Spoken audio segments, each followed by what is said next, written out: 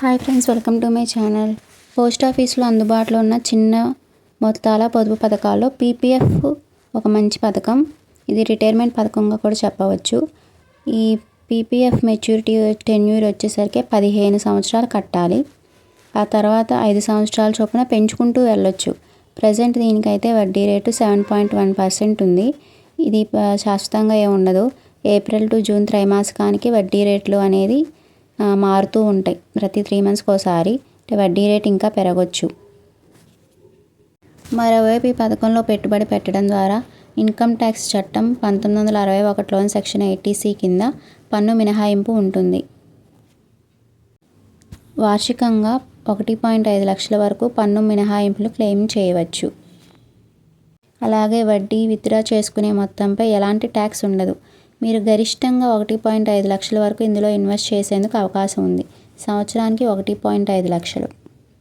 ఇప్పుడు సంవత్సరానికి 60,000 కట్టారనుకోండి, అంటే మంత్లీ 5,000 చొప్పున కట్టొచ్చు. లేకపోతే ఒకేసారి 60,000 వేయచ్చు.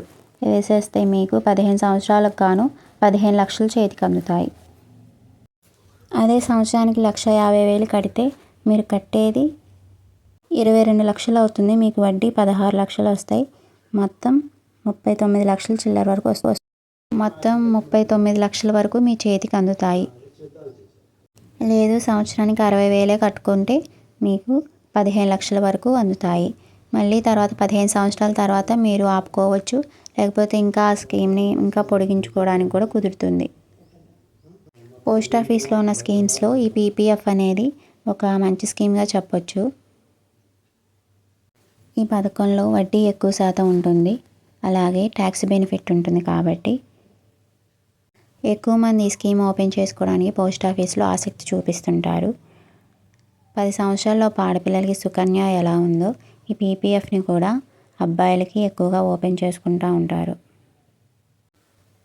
అదండి, ఎవరికైనా ఇంట్రెస్ట్ ఉంటే వెంటనే ఈ స్కీమ్ చేసుకోండి పోస్ట్ ఆఫీస్కి వెళ్ళి. Thanks for watching. Please like and subscribe.